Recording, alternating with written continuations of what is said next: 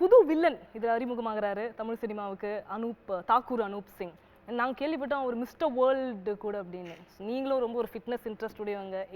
அவர் உங்களுக்கு fitness tips கொடுத்தாரு, நீங்கள் அவருக்கு ஆக்டிங் டிப்ஸ் கொடுத்தீங்களா? என்ன பேசுனீங்க அவுட் ஆஃப் த ஷூட்? இல்லை, அவர் வந்து ஒரு ஜட்ஜோட சன்னு, பட் ஆல்சோ இன்ட்ரெஸ்டட், ஒரு நடிக்கணும் அப்படிங்கிற ஒரு ஆசை இருந்திருக்கு. அதுக்கு முன்னாடியே வந்து அவர் pilot, he also can fly commercial flight அப்படிங்கிற மாதிரி. ஸோ மல்டி டேலண்டட் பையன். வந்து டெலிவிஷனில் வந்து மகாபாரதமில் வந்து திருதராஷ்டிரன் கேரக்டர் பண்ணியிருக்காப்புல. ஸோ முன்னாடியே கொஞ்சம் தெரியும், கேமரா முன்னாடி நின்றுட்டுருக்காப்புல. அந்த எக்ஸ்பீரியன்ஸ் நிச்சயமாக இருக்குது. மூவிஸ்க்கு வர்றதுக்காக வந்து தனியே மாற்றிக்கிறதுக்காகவே வந்து இந்த மிஸ்டர் வேர்ல்டு, மிஸ்டர் ஏஷியா அப்படிங்கிற மாதிரி பாடி பில்டிங்கில் இறங்கி பழைய அடையாளம் வேண்டாம், புது அடையாளத்தோட சினிமாக்குள்ளே வரணும் அப்படின்ட்டு ஆரம்பிச்சிருக்காப்புல. அந்த வீடியோ கிளிப்ஸு சார் பார்த்துட்டு, நேரில் போய் பார்த்துட்டு மற்றவங்களை கம்பேர் பண்ணும்போது சாருக்கு அவருக்கு ரொம்ப பிடிச்சது. அந்த மீட்டிங்கே ரொம்ப சுவாரஸ்யமான மீட்டிங்கு. என்ன சார் சொல்லுங்க. இல்லை அவர் மும்பையில் போய் பார்த்து ஓகே பண்ண போனப்போ சும்மா நான் வந்து ஒரு 5:30 பண்ணிட்டு இருந்தாரு. இல்லை 5:30க்கு ஒரு டைம் சொல்லியிருந்தேன். பாம்பே டிராஃபிக்கில், மும்பை டிராஃபிக்கில் வர்றாரா இல்லை ஒரு 5:45 வராருன்னு வெயிட் பண்ணால் அவர் எனக்கு கரெக்டாக, நான் ஒரு 5 மினிட்ஸ் முன்னாடியே போய் நின்று வெயிட் பண்ணிட்டு இருந்தேன். அவர் ஹோட்டல் வாசலில் கரெக்டாக டைமுக்கு வந்து நின்னாரு. அப்போவே எனக்கு டங்குன்னு அடிச்சுது. என்னடா அது இவ்வளோ சின்சியராக கரெக்டாக டைம் கொண்ட. முதல்ல இந்த டைம் தானே எல்லாத்தையும் உள்ளே போனால் பேச பேச என்னை எப்போ கன்ஃபார்ம் பண்ணுவீங்க, எப்போ கன்ஃபார்ம் பண்ணுவீங்கன்னு அந்த க்யூரியாசிட்டி, அந்த டைம், அந்த எனர்ஜி லெவல் வந்து அந்த பேச்சிலே தெரிஞ்சுது. அங்கேயே 10 நிமிஷத்துக்கு நான் ஃபோன் பண்ணி இங்கே சொல்லிட்டேன், உடனே கன்ஃபார்ம் பண்ணுங்கள், வச்சு விளையாடலாம் அவரை வச்சுன்னு சொல்லிட்டு. ஸோ ஆஸ் அ வில்லனா எப்படி அவர் இதில் வந்து இல்லை, he was ready to completely surrender himself for the film. அதுதான் சொல்லணும். டயலாக்ஸ் பேசுறதுலேருந்து எல்லாமே மனப்பாடம் பண்ணிட்டு, ஸோ கிட்டத்தட்ட ஒரு 2 நிமிஷம் பேசுகிற மாதிரியான ஒரு சீன்லாம் வந்து மனப்பாடம் பண்ணிட்டேன். எனக்கு ப்ராம்ப்டிங்கோ இல்லாட்டி பேப்பரோ இல்லாட்டி பார்த்து கட் பண்ணுறதோ வேண்டாம் சார், நீங்கள் 2 நிமிஷம் எடுங்க, நான் வந்து மனப்பாடம் பண்ணிடுறேன் அப்படின்ட்டு.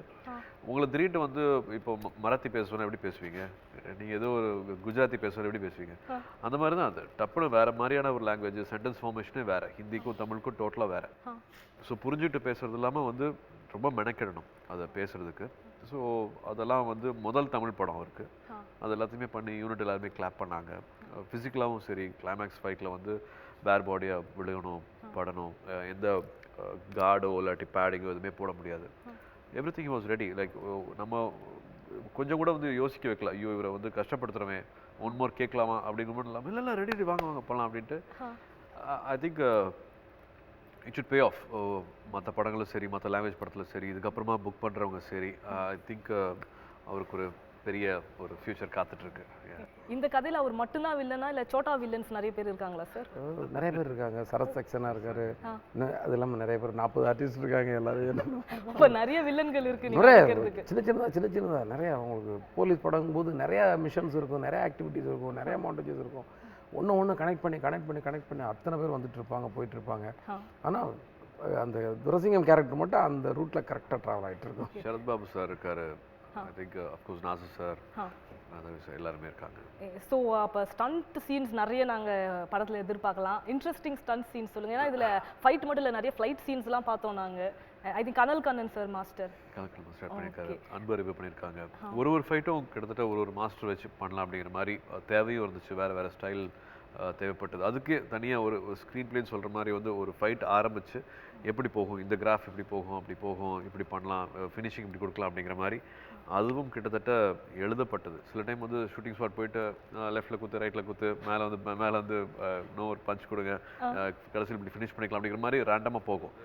அப்படி இல்லாமல் ஒரு பின்னப்பட்டிருக்கும், ஒரு எமோஷன் பின்னப்பட்டிருக்கும். எதுக்காக வந்து இந்த ஃபைட் ஆரம்பிக்குது அப்படிங்கிற விஷயமும், நடுவில் வந்து என்ன விஷயங்கள் நடக்குது அப்படிங்கிறது வந்து இன்புட்ஸ் இருக்கிறதுனால டைரக்டர் வந்து துரசிங்கம் இப்படி தான் சண்டை போடணும், இப்படி தான் இருக்கணும் பாடி லாங்குவேஜ் அப்படின்ட்டு அதை அவர் ஃபிக்ஸ் பண்ணுறதுனால வந்து ஒரு வெரைட்டி கிடச்சிருக்கு. ஓகே, இதில் புதுசாக சேசிங் சீக்வன்சஸ் நாங்கள் எதாவது எதிர்பார்க்கலாமா? ஹார்ஸ் சேஸ் எதாவது இருக்கா சார்? ஏன்னா ட்ரெய்லரில் வரீங்க நீங்கள் குதிரை ஓட்டிக்கிட்டு, அதனால தெரிஞ்சுக்கா சார் வேறு மாதிரி இருக்குது. பட் ஒரு கண்டெய்னர் சேசிங் ஒன்று இருக்குது. அது வந்து ஒரு ஹைவேஸில் ஒரு 4 ட்ராக் ரோட்டில் வந்து நல்லா பண்ணோம். பெருசாக கிளைமேக்ஸில் ஒரு இன்ட்ரெஸ்டிங்காக வந்துருக்கு. 3 சேசிங் இருக்குது, 4 ஃபைட் இருக்குது, ஒரு ட்ரேசிங் இருக்குது.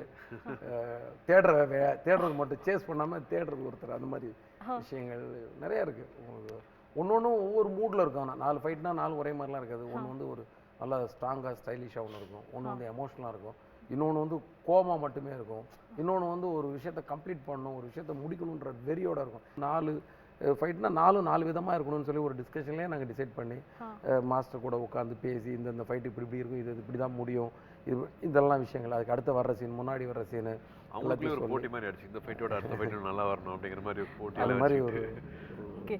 அண்ட் இந்த மாதிரி ஃபாஸ்ட் மூவிஸில் வந்து ஒளிப்பதிவு ரொம்ப முக்கியம். ஏன்னா நீங்கள் நினைக்கிற அந்த வேகத்தை அவர் தான் எங்களுக்கு ஸ்க்ரீனில் கொண்டு வந்து சேர்ப்பாரு.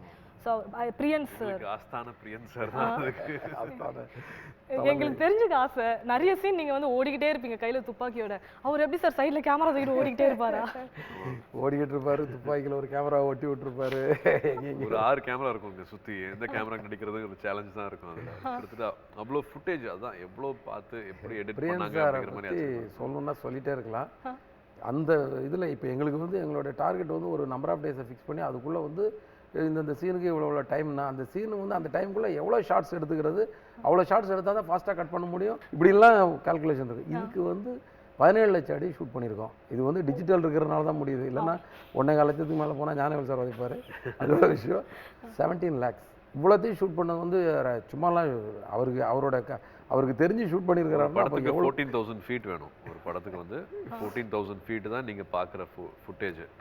17 lakhs 1% கூட கிடையாது, 0.8% தான் யூஸ் பண்ணியிருக்கோம் அதில். ஸோ அவ்வளோ விஷயம், அவ்வளோ எல்லாமே அந்த குறிப்பிட்ட டைமுக்குள்ளே வேணும்னு பண்ணு சிங்கம். இந்த S3னா பண்ணு, C3னா பண்ணி தான் ஆகணும் நம்ம. ஏன்னா நம்ம ஃபஸ்ட்டு படம் கிடையாது, இது ஒரு முதல் பகுதி படம் கிடையாது. இது வந்து நிறையா எடுத்து வச்சுப்போம், எடுத்து அதை கோர்ப்போம். இல்லை இந்த மேக்னிஃபிகேஷன் எடுத்துக்கலாம், அந்த மேக்னிஃபிகேஷன் எடுத்துக்கலாம் அப்படின்ட்டு கூடயே நின்றுட்டு இருப்பார். இது போதும் அப்படிங்கிற மாதிரி எங்கேயுமே ஒரு சோர்வோ ஒரு டயர்டோ எங்கேயுமே பார்க்க முடியாது. எங்கே வேணாலும் தொங்குவார், எங்கே வேணாலும் உட்காந்துருப்பார், எங்கே வேணாலும் ரெடியாக இருந்திருப்பார். டே அண்ட் நைட்டு, அது நடுவில் சாப்பிட்ற டைம், அதெல்லாம் எதுவுமே பார்க்குறதே கிடையாது. அவரோட டீம் எல்லாருமே கொஞ்சம் அந்த மாதிரி தான். நாங்கள் எங்களுக்காக நடுவில் கேப் எல்லாம் கிடைக்கும். பட் அவங்க வந்து ஷார்ட் ரெடி பண்ணிகிட்டே இருக்கோம். ஏன்னா ஒரு ஷார்ட் ரெடி பண்ணுற லைட்டிங் பண்ணுற டைமில் எங்களுக்கு ஒரு டைம் கிடைக்கும், எங்கேயாவது வந்து ஒரு ரிலாக்ஸ் டைம் கிடைக்கும். பட் அது பிரியன் சார் கிட்ட. அப்போ கண்டிப்பாக எடிட்டர் பற்றியும் பேசணும். ஏன்னா 17 lakh இது வந்து நீங்கள் ஷூட் பண்ணி கொடுத்துருக்கீங்கன்னா, ஏன்னா அவ்வளோ ஸ்பீடான ஒரு படம் நாங்கள் பார்க்கும்போது கதை எங்கேயுமே எங்களுக்கு மிஸ் ஆகாமல் அந்த ஒரு கோர்வையாக நேர்த்தியாக சொல்லணும்னா அது வந்து எடிட்டர், அவருடைய ரெஸ்பான்சிபிலிட்டி தான். ஸோ அவர் பற்றி சொல்லுங்கள். ஜெயின் சார், டிஎஸ் ஜெய் 2 பேரும் வந்து எனக்கு கிடைச்ச பெரிய கிஃப்ட்டுன்னு சொல்லுவேன் நான். எல்லா படங்களும் எனக்கு அவங்க தான் பண்ணிகிட்ருக்காங்க. 17 லட்சம் அடியும் வந்து அந்த சில நேரம் மிஷினும் வந்து அப்படியே நடுங்கும். ஒரு ஷார்ட்டு தேடினா கதறும் அப்படி, அந்த மாதிரி. பட் அதை கூட எல்லாத்தையும் மெமரி வச்சுக்கிட்டு கரெக்டாக இது இப்படி தான் போகணும் இந்த ரூட்டு. ஃபஸ்ட் ஹாஃபில் வந்து ஒவ்வொரு பாயிண்ட்டையும் வந்து டிஸ்கஸ் பண்ணி அவர்கிட்ட ஃபுல் கதையும் சொல்லி விஜயன் சார்ட்ட நான் டிஸ்கஸ் பண்ணுவேன். நல்ல ஐடியாஸ் கொடுப்பாரு. நிறைய எனக்கு வந்து இந்த ஃபாஸ்ட்டாக கட் பண்ணுறதோடைய ஸ்டைல் வந்து அவர் எப்படி அதை கட் பண்ணுன்றதெல்லாம் அவர் தான் சொல்லி கொடுத்தாரு. அந்த மந்திரம்லாம் அவர்கிட்ட இருந்தால் நான் வந்து ஸோ எப்படி எடுத்து அதை எப்படி டைட் பண்ணால் அது வந்து ஃபாஸ்ட்டாகவும் இருக்கும், அதே சமயத்தில் கதையும் மிஸ் ஆகாது, இந்த விஷயங்கள்லாம் சொல்லி கொடுத்து அந்த மாதிரி ஒரு எடிட்டர் நிறைய ஹார்ட் ஒர்க் போட்டிருக்காங்க. உண்மையிலே அவங்க வந்து மறக்க முடியாது. இந்த படத்தில் 17 லட்சம் அடினா எப்படி மறக்க முடியும்? ஆமாம், கண்டிப்பாக. அண்டு இது நான் அப்போயே ஒரு கேள்வி உங்ககிட்ட அவர் வந்த பின்னால் சொல்கிறேன்னு சொல்லியிருந்தேன்.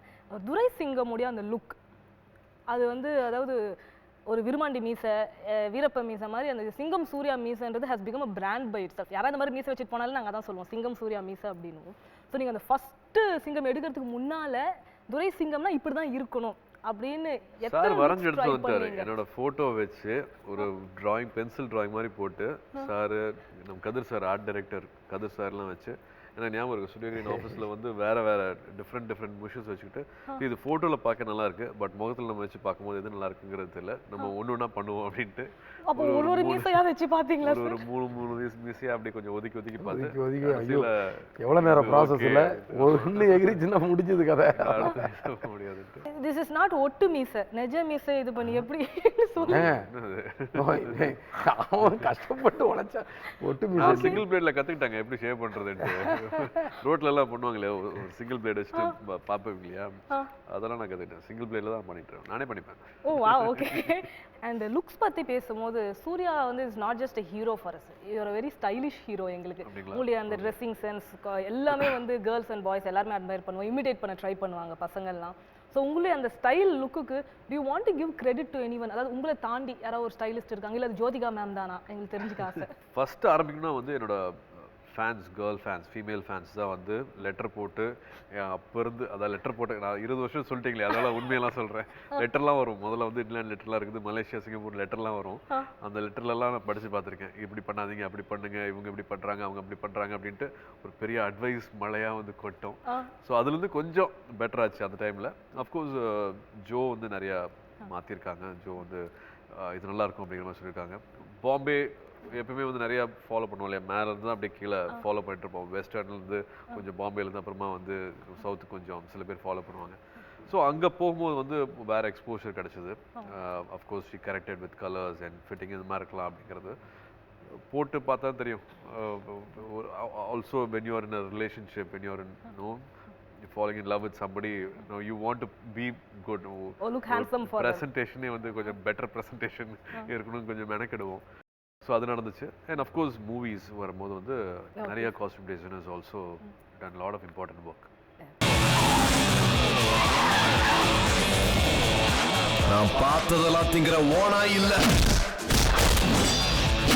பசிச்சா மட்டும் வேட்டையாடுற சிங்கம். இப்போ கொலை பசியில இருக்கேன்.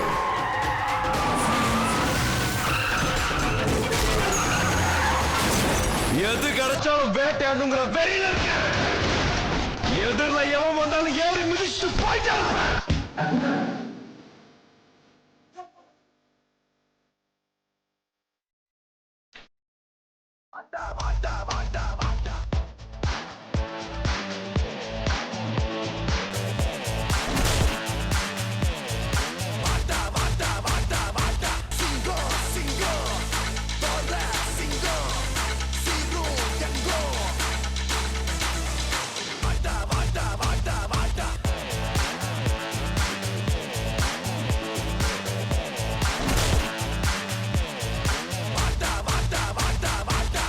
இப்போ நீங்கள் 2 பேருமே இந்த கேரக்டரில் ஒர்க் பண்ணுறீங்க, அப்புறம் வேறு ப்ராஜெக்ட் போயிடுறீங்க, அப்புறம் திருப்பி வர்றீங்க. பொதுவாகவே நமக்கு லைஃப்பில் ஒரு விஷயம் நம்ம திரும்ப பண்ணும்போது ஏதாவது ஒரு பாயிண்டில் ஒரு சலிப்பு வரும். ஆனால் இந்த கேரக்டர் பொறுத்த வரைக்கும் உங்களுக்கும் போர் அடிக்காமல் எங்களுக்கும் போர் அடிக்காமல் அந்த இன்ட்ரெஸ்ட் எப்படி நீங்கள் அப்படியே மெயின்டைன் பண்ணுறீங்க? As a director, as an actor, நீங்கள் 2 பேருமே ஏதோ ஒரு மேஜிக் பண்ணுறீங்க. அது என்னன்றது இருந்தாலும் we feel that we are close to each other. அவர் வேற எங்கேயோ ஷூட்டிங்கில் இருப்பார், இல்லாட்டி வேற யாருக்கு எங்கேயோ போயிருந்தாங்க கூட எங்கேயுமே ஒரு கேப் வந்த மாதிரி எனக்கு அட்லீஸ்ட் வந்து நிச்சயமாக வந்ததே இல்லை. அப்படி வந்து கொஞ்ச நாள் ஆயிடுச்சுல, ஒரு ஃப்ரெண்ட்ஸ்க்கெல்லாம் கூட சில டைம் வரும், இன்னும் கொஞ்சம் ரொம்ப நாள் ஆச்சுல பார்த்து ரொம்ப நாள் ஆச்சுல பழகி அப்படிங்கிற மாதிரி ஒரு விஷயம் வரும் இல்லையா. அது வந்து சார் ஒரு படம் பண்ணிட்டு வருவார், நான் ஒரு படம் பண்ணிட்டு வருவேன், நீங்கள் சொன்ன மாதிரி 2 வருஷம் ஆகும். பட் அந்த கேப் ஃபீல் பண்ண முடியல இது வரைக்கும். ஆஸ் அன் ஆடியன்ஸ் எங்களுக்கு வந்து இப்போ நாங்கள் S4க்கும் ரெடியாக இருக்கிறோம் பார்க்கறதுக்கு, எங்களுக்கு எப்படி அந்த இன்ட்ரெஸ்ட் நீங்கள் கிரியேட் பண்ணிக்கிட்டே இருக்கீங்க? அது நீங்கள் சப்போர்ட் பண்ணுறீங்க, நீங்கள் தான் ப்ளஸ் பண்ணுறீங்க, நீங்கள் தான் வந்து அதை ஏற்றுக்கிறீங்க, அதை ஸ்பெஷல் ஆக்கிட்டே இருக்கீங்க. ஸோ அப்போ ஒரு இன்டர்கெலாக்டிக் காப் S4 நாங்கள் எதிர்பார்க்கலாமா? அது இன்னும் 1 வருஷம் 2 வருஷத்துக்கு அப்புறமா தெரியும். ஒரு வாட்டியும் வந்து சத்தியமாக தெரியாது. அது இன்னொரு உருவம், அடுத்த உருவம் என்ன, அடுத்த பயணம் என்ன அப்படிங்கிறது வந்து மைண்ட்லேயே இல்லை. எனக்கே தெரியல. ஓகே சார், நீங்கள் நிறைய போலீஸ் கேரக்டர்ஸ் பண்ணியிருக்கீங்க. And I don't know which சிங்கம் மூவி, ஒரு ஆடியோ லான்ச்சில் ஒரு ஃபங்க்ஷனில் ஆக்சுவல் போலீஸ் ஆஃபீஸர்ஸை கூப்பிட்டு நீங்கள் கௌரவப்படுத்தி இருந்தீங்க. ஒரு இது உங்களுக்கு இப்போ சின்ன வயசுலேருந்து ஏதாவது ஒரு ஃபேசினேஷனா உங்களுக்கு அந்த போலீஸ் டிபார்ட்மெண்ட் மேலே? இல்லை நீங்கள் போலீஸாக ஆசைப்பட்டீங்களா? ஆசைப்பட்டேன். பட் எனக்கு ரொம்ப பிடிக்கும் போலீஸ் அந்த ஜாப் வந்து. லைக் ஏன்னா ரொம்ப சிம்பிள் தேரி தான். ஒரு ரோட்டில் ஒரு தப்பு நடந்தால் தட்டி கேட்குற உரிமை அந்த தைரியம் வந்து எடுத்த உடனே போலீஸுக்கு தானே இருக்குது. நம்ம எல்லாருமே கேட்கலாம், தப்பு கிடையாது. இருந்தாலும் போலீஸுன்றவங்களுக்கு அந்த உரிமையும் கொடுத்துருக்காங்க இல்லையா. ஸோ அது ஒரு உண்மையிலே ஒரு அற்புதமான ஜாப் இல்லையா. அது யாராலையுமே பண்ண முடியாது, டக்குன்னு இறங்க முடியாது, எல்லாருக்கும் காவலாக இருக்கிறாங்க. அது வந்து எனக்கு ரொம்ப பிடிச்ச ஒரு டிபார்ட்மெண்ட். அது அந்த காக்கி ட்ரெஸ் போட்டு இவர் வந்தாலே எனக்கு வந்து அப்படியே பரபரன்னு ஆகிடும். ஒரு மாதிரி எங்கள் யூனிட்டே ஒருத்தர் கண்ணை பார்த்துப்போம். நாங்கள் உள்ளே வரும்போதே ரெடி ஓகே அது மாதிரி ஒரு, ஏன்னா ஒரிஜினலாக ஒரு டிபார்ட்மெண்ட்லேருந்து ஒரு ஆஃபீஸர் வந்த மாதிரியே தான் டட்டுன்னு வரும்போது அப்புறம் நம்ம சீன் வந்து டெவலப் பண்ணு அந்த எடு கமான் அந்த ஒரு இது இருக்கு இல்லையா. அது அந்த அதை பிடிக்கும் போது அந்த காக்கி ட்ரெஸ் மேலே உள்ள ஆசையில் தான் அதை அவர் மேலே அந்த ட்ரெஸ் உட்காரும்போது அவரை விரும்பி அந்த கேரக்டர் மேலே உள்ள இப்படி வந்து அதான் பேசிக்காக பிடிக்கணும். எந்த விஷயமே பிடிச்சி செய்கிறதும் வேலையை செய்கிறதுக்குள்ள வித்தியாசம் தான். இது ரொம்ப பிடிச்சி செய்கிற ஒரு பட் நீங்க ஃபர்ஸ்ட் சாமி பண்ணீங்க, அதுக்கப்புறம் ஒரு போலீஸ்னும் போது நாங்க யோசிச்சோம், அதுக்கப்புறம் பார்த்தா இவ்வளோ பிரம்மாண்டமா இப்போ C3 வரைக்கும் வந்தாச்சு. என்னைக்காவது ஃபியூச்சர்ல உங்களுக்கு இன்னொரு புது போலீஸ் கேரக்டர் உருவாக்க ஆசையா? வேற ஒரு கேரக்டர்? எந்த கேரக்டர் உருவாக்குனாலும் அது வந்து C4க்கோ C5க்கோ யூஸ் ஆகிடும். அது இந்த கேரக்டர் மட்டும். அதனால நான் வந்து அப்படி ஒரு நல்ல கண்டென்ட் கிடைச்சதுன்னா எனக்கு வெயிட் பண்ணிட்டு இருக்கேன். நான் சாமி 2 பார்க்கறதுக்காக நான் வெயிட் பண்ணிட்டு இருக்கேன். படு ஆர்வமா இருக்கேன். பட் வேற கேரக்டர் இருந்தாலும் இதை வந்து சிங்கம்ல தான் விட்டுடுவீங்க. வந்து எந்த கதை பேசினாலும் இதை வந்து அந்த கதையில உள்ள போடுன்னு ஒன்று, இந்த பாயிண்ட் நல்லா இருக்கு அங்க போடு, அப்படி இது இங்க போடு அப்படின்னு ஒன்று பேசுவோம் இல்லையா? எப்பயாவது நாங்க சிறுத்தையையும் துரை சிங்கத்தையும் ஒரே படத்துல பாக்குறதுக்கு வாய்ப்பு இருக்கா? அதான் நான் யோசிச்சிருக்கேன். அப்படி ஒன்று நான் நல்ல கொஸ்டின். நான் யோசிச்சிருக்கேன் நிறையா. கண்டென்ட் ஸ்ட்ராங்காக இருக்கணுமே, அதை வந்து ஒன்றா இணைக்கும் போது நீங்கள் டக்குன்னு கேட்டீங்க, நானும் யோசிச்சிருக்கேன்னு உண்மையை சொல்லிட்டேன். நான் அது உண்மைன்றனால டக்குன்னு வந்துடுச்சு. ஆக்சுவலாக நான் யோசிச்சிருக்கேன் அது மாதிரி. ஆனால் அந்த கண்டென்ட்டு, அந்த அவுட்லைனும் அந்த வேலையும் ஸ்ட்ராங்காக இருக்கணுமே அப்படின்னு அதையும் யோசித்தேன். அப்படி வச்சுருக்கேன். Suriya sir, what do you say? பயங்கரமா தான் இருக்கு. சார், இது ஒரு கியூரியாசிட்டியில கேட்கறது. அதாவது அது ஜென்ரலா அது ஒரு மனித இயல்பு. யாராவது ஒருத்தவங்க ஒரு விஷயம் ரொம்ப நல்லா பண்ணிட்டு இருந்தாங்கன்னா இப்படி கூட பண்ணலாமே அப்படின்னு யோசிப்போம். ஸோ அந்த மாதிரி எப்பயாவது ஃபியூச்சர்ல உங்களுக்கு ஒரு மென்மையா, மெல்லமா, அருவா, தோட்டா, சத்தம் எல்லாம் இல்லாம ஒரு மென்மையான படம் எடுக்க ஆசை உண்டா? எனக்கு அந்த மாதிரி படங்கள் நான் பார்க்குறேன், ரசிக்கிறேன். எனக்கு ரொம்ப பிடிக்கும். அந்த மாதிரி படங்கள் வந்து நல்ல அழகான படங்கள் வரும்போது நம்மளுடைய தமிழ் இண்டஸ்ட்ரியோடைய மரியாதை கூடுது. அதெல்லாம் எனக்கு தெரியும். இந்த மாதிரி கமர்ஷியல் படங்கள் வரும்போது கொஞ்சம் வரவுகளும் நிறையா கூடுவான். இந்த மாதிரி கமர்ஷியல் படம் ஹிட் ஆகும்போது நிறையா ஒரு அந்த ஃபினான்ஷியல் பொசிஷன் வந்து நல்லா ஸ்ட்ராங்காக இருக்கும். ஸோ இப்படி ரெண்டுமே தேவை. அதை என்னால் நான் ரசிச்சுட்டு ஜாலியாக இருந்து வாழ்ந்துட்டு இருக்கேன். Definitely sir. அது எத்தனை மொழியில ரீமேக் பண்ணியிருக்காங்க சிங்கம்ன்றதே அதுக்கு வந்து ஒரு நல்ல எடுத்துக்காட்டு. நம்ம தமிழ் தாண்டி அவ்வளோ ரீச் ஆயிருக்கு. ஏரியா அது வந்து ஒரு அழகான பேரை போய் திருப்தி பண்றோம் அப்படிங்கிறது தான். தமிழ் பார்த்துருப்பீங்கன்னு நினைக்கிறேன். சாரோட ஃபர்ஸ்ட் படம் பார்த்துருக்கீங்கல்ல, அப்புறம் அந்த கேள்வி கேட்குறீங்க. Let's talk about the music of the movie. ஏன்னா எங்களுக்கு தெரிஞ்சு சமீபத்தில் வந்த ஆல்பம்ஸ்ல தமிழ் சினிமாவில் வந்து எல்லா பாட்டுமே திரும்ப திரும்ப கேட்குற மாதிரி இருக்கிற ஆல்பம் வந்து இப்போதைக்கு C3 தான். ஸோ ஹாரிஸ் ஜெயராஜ் உங்களோட ஒர்க் பண்ணுற 8th மூவி. ஸோ அவரோட இருக்க உங்களுடைய அந்த ரிலேஷன்ஷிப், அந்த ஃப்ரெண்ட்ஷிப் பற்றி சொல்லுங்க. Very strong. காக்க காக்கலேருந்து வந்து ஒரு பாட்டும் வந்து ஒரு 100 வாட்டி ரிப்பீட் ப்ளே அப்படிங்கிற மாதிரி போயிட்டே இருக்கும். ஒரு சாங் வந்து ஒரு படத்துக்கான ஓப்பனிங் வந்து இன்னும் பெருசு பண்ணி கொடுத்துருக்கு. அதோட ரீச்சு, லைஃப் டைம் எல்லாத்தையுமே வந்து ஜாஸ்தி பண்ணியிருக்கு. இப்போவும் வந்து ரிங் டோன்ஸ் கேட்டுட்ருக்காங்க. இப்போ அந்த சாங்ஸ் வந்து ரிப்பீட் ஆகிட்டுருக்கு.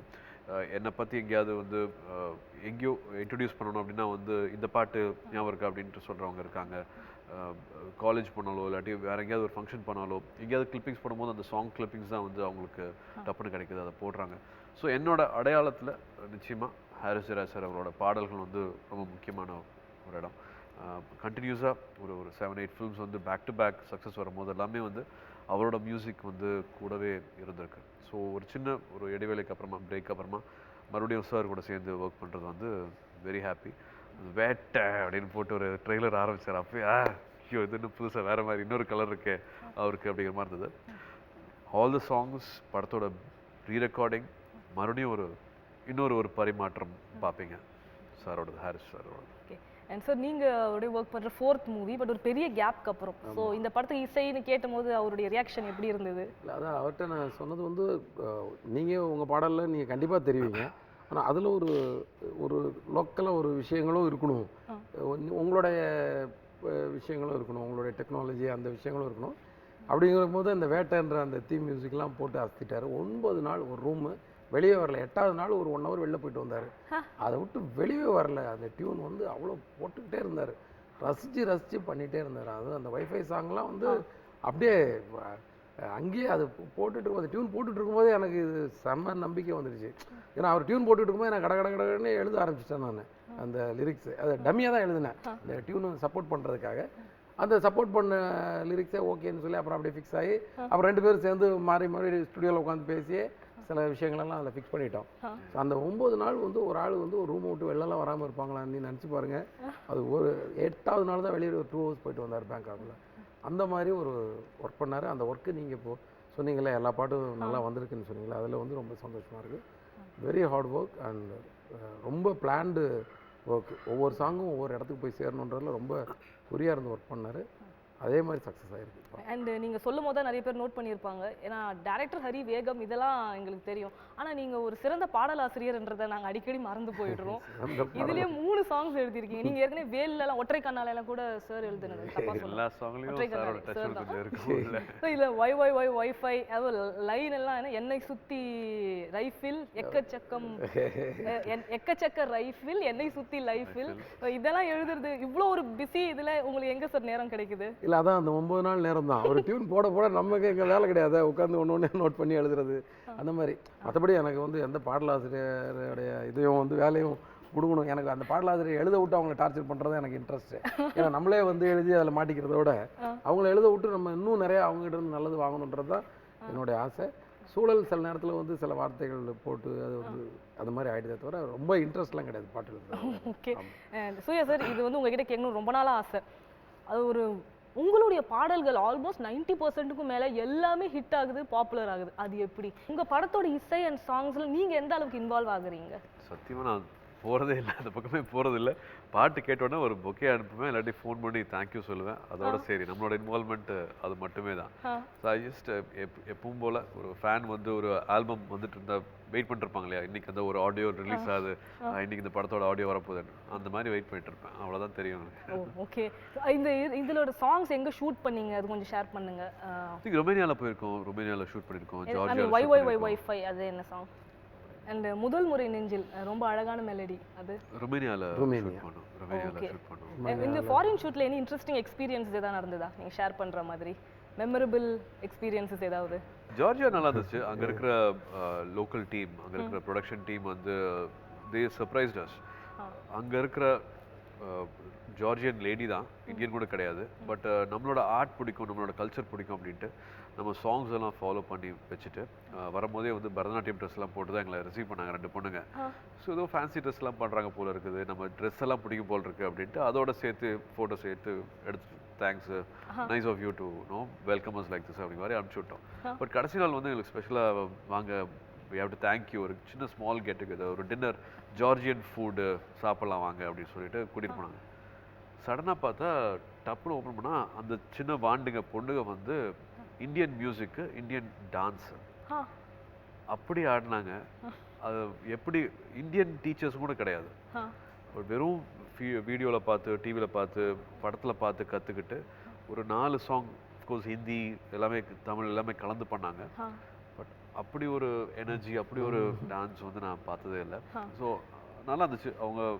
அவங்களோட பேலேவே வந்து ரொம்ப ஸ்ட்ராங்காக இருக்கும். இந்த மென் டூ பேலே எல்லாமே வந்து தெரியும்ல, ஷூவில் வந்து இந்த நுனிக்கால் ஆடுவாங்கல்ல, but they jump, they fall, they hit the சாஃப்டாக பண்ணுறதுனால இல்லை, அந்த மாதிரி ரொம்ப பயங்கரமாக இருக்கும் அவங்க ஆடுறது. பட் டு சீ தெம் ரொம்ப நம்ம இந்தியன் டான்ஸ் பிடிச்சி அவங்க பண்ணி காமிச்சது, they performed for almost ½ an hour. அது ஒரு சர்ப்ரைஸாக இருந்துச்சு. ஓகே,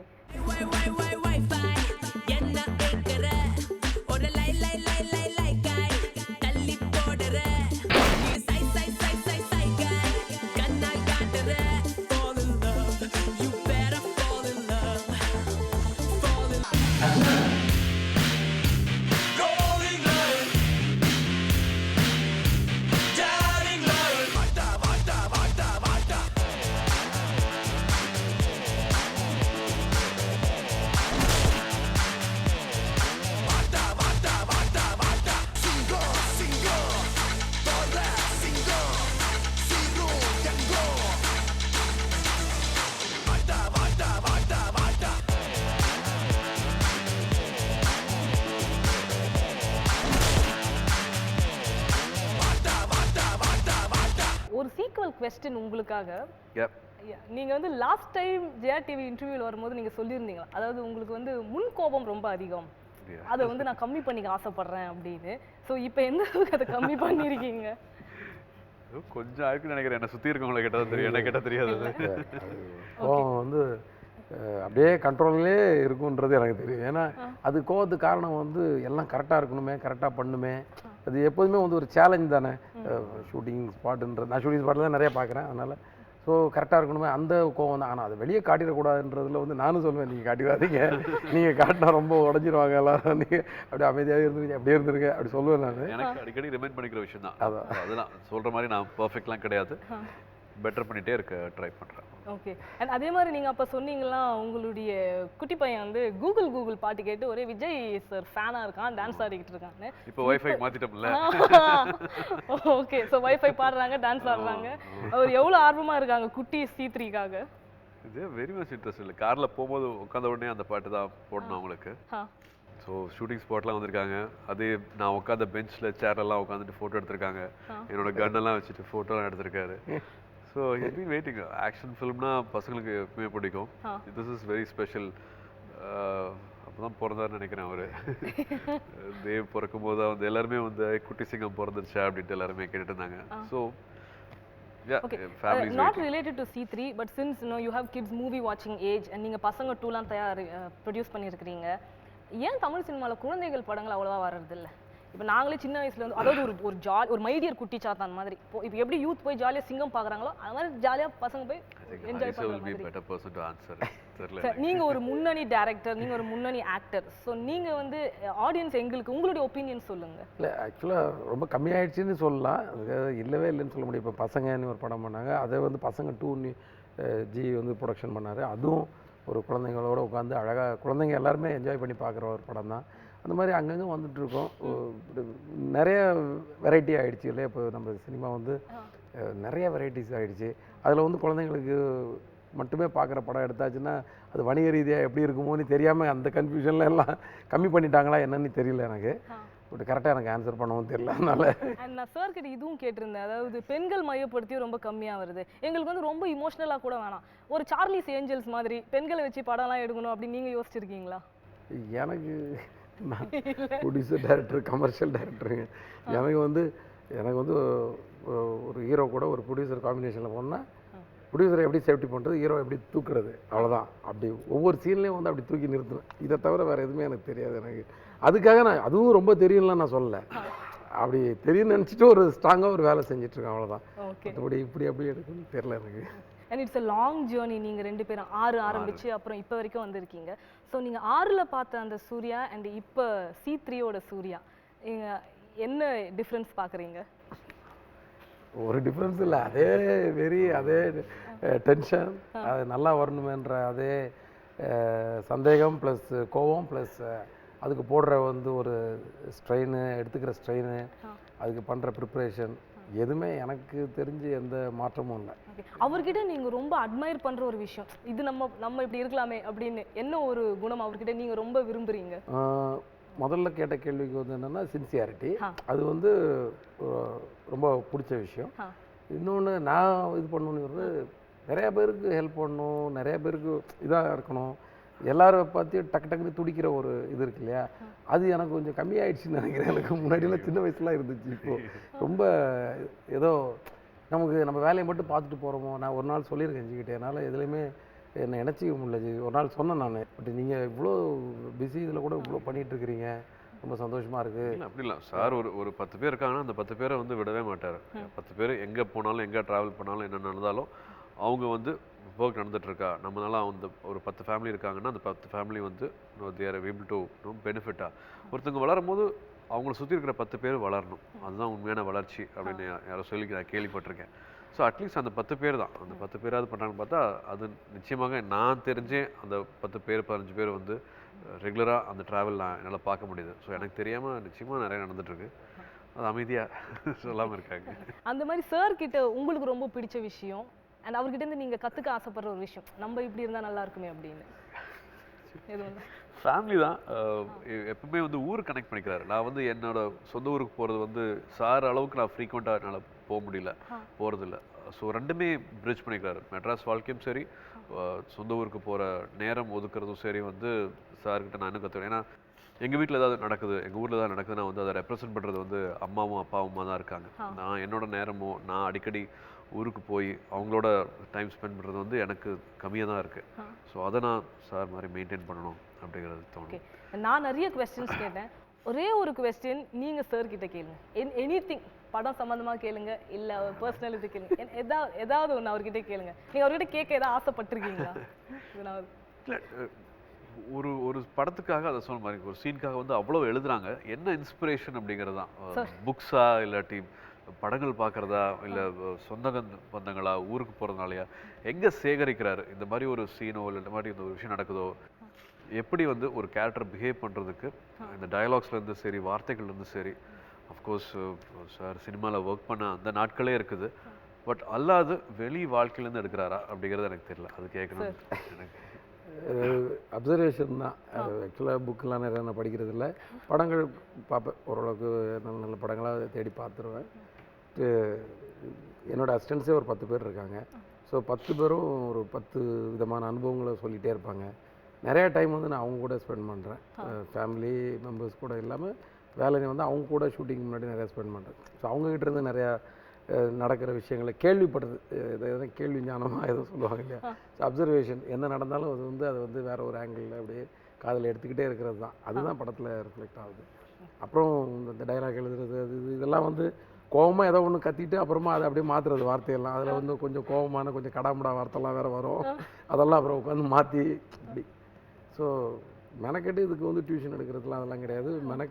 மெனக்கெட்டு ரூம் போட்டு யோசிக்கிறது, அவ்வளோதான். இதுதான் கரெக்ட். உட்காந்து எல்லாரும் உட்காந்து பேசி ஒரு மியூசிக் ஃபார்ம் ஆகுறதுலாம் வந்து ஒரு மேஜிக் மாதிரி. ஒரு படத்தை வந்து அசம்பிள் பண்ணுறது, இது ஆரம்பம் இது கடைசி இதுதான் இந்த நூல் பிடிச்சி தான் போகிறோம் உள்ள. சார் சொல்லுவார் ஒரு படத்துக்குள்ளே ஒரு சீன் எழுதுனா கூட அந்த சீனில் வந்து எனக்கு ஒரு பிகினிங்கு ஒரு இன்டர்வல் ஒரு கிளைமேக்ஸ் வேணும். ஒரு சீனுக்குள்ளேயே ஒரு அப் அண்ட் டவுன் இருக்கணும், ஒரு கிராஃப் இருக்கணும் அப்படிம்பாரு. ஸோ அதெல்லாம் எப்படி பிடிக்கிறாரு, எங்கேருந்து எக்ஸ்பீரியன்ஸை சேகரிக்கிறாரு அப்படின்னு.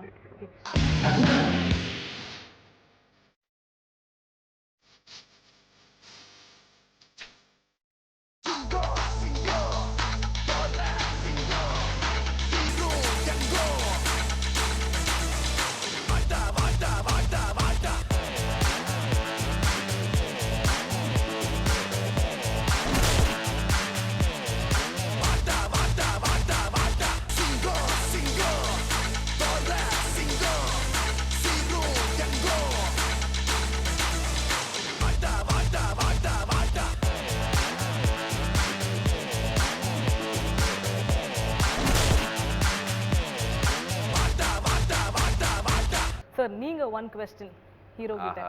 என்னது நீங்க கேட்ட மாதிரி அவர் மனசுல எதுனா ஒண்ணு இருக்கும். ஆமா, அவருக்கு நீங்க க்ளூ கொடுத்தீங்க நிறைய. எனக்கு தான் க்ளூ கொடுங்க. இல்ல சார், ஆஸ் அ பர்சனா ஒரு நடிகரா இல்லைனா கூட சூர்யா ஆஸ் அ பர்சனா அவர்கிட்ட நீங்க எதுனா ஒரு விஷயம் கேட்க ஆசைப்பட்டிருப்பீங்கல்ல, அவரோட நீங்க இத்தனை வருஷம் ஒர்க் பண்ணதுல. நிறைய கதை கேளுங்க ஜி, அது வேணா சொல்லுவேன். கேள்வியெல்லாம் பதில வேணும். நிறைய கதை கேளுங்க, நிறைய செலக்ட் பண்ணுங்க, அது சொல்லுவேன் நான். ஓகே, அடிக்கடி அதை சொல்லிக்கிட்டே இருப்பேன் ஜி கிட்ட. அதோட அளவு இன்னும் கொஞ்சம் கூட்டணும், நிறைய கேளுங்க அப்படின்னு சொல்லுவேன் நான்.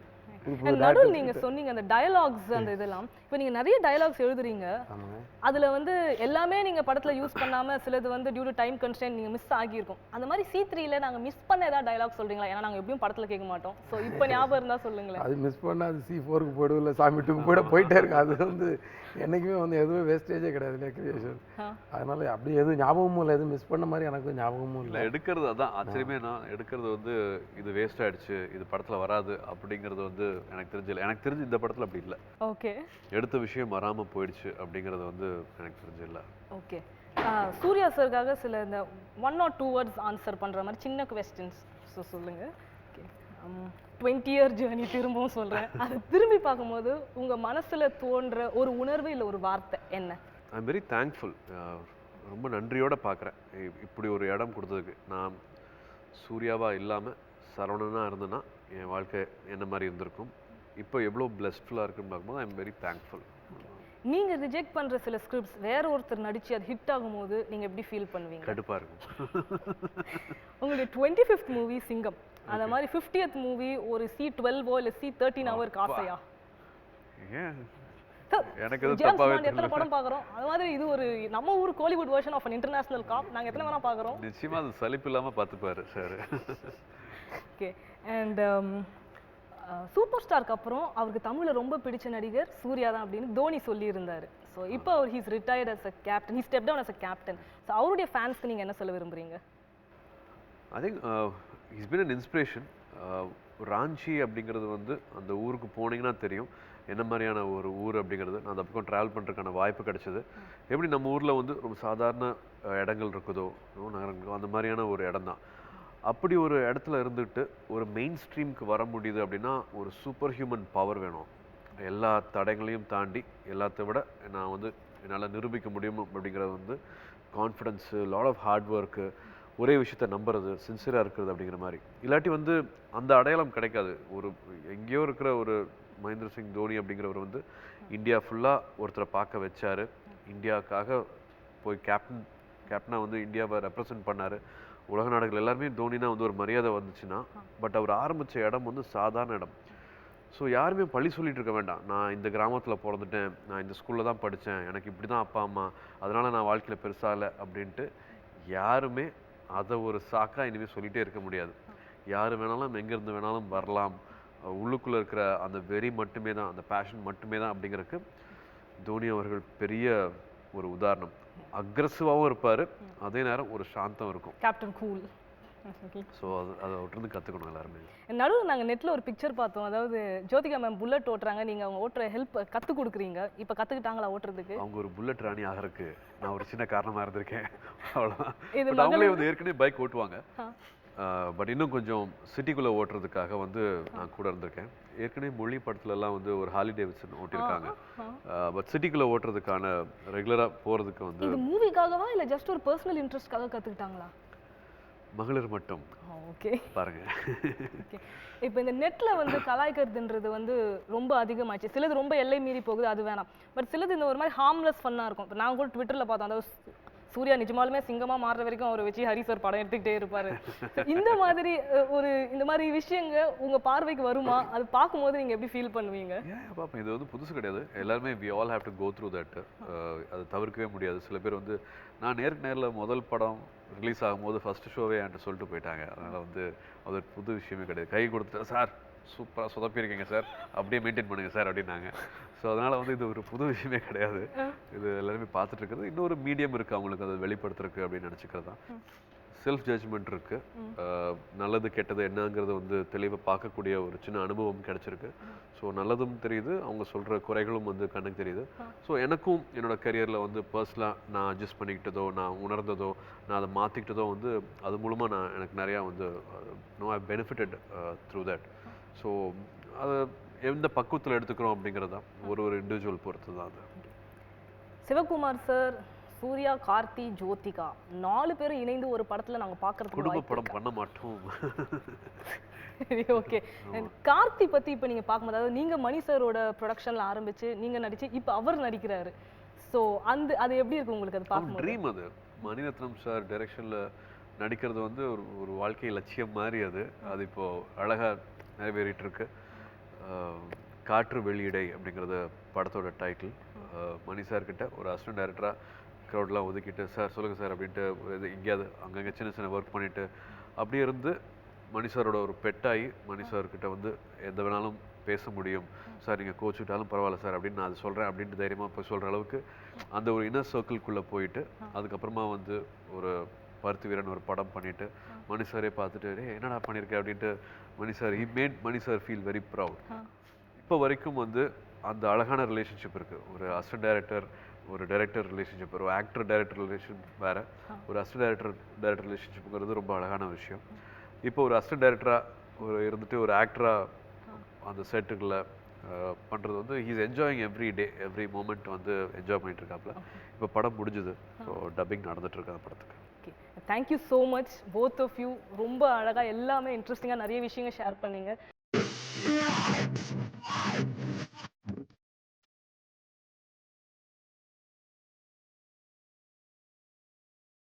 Thank you.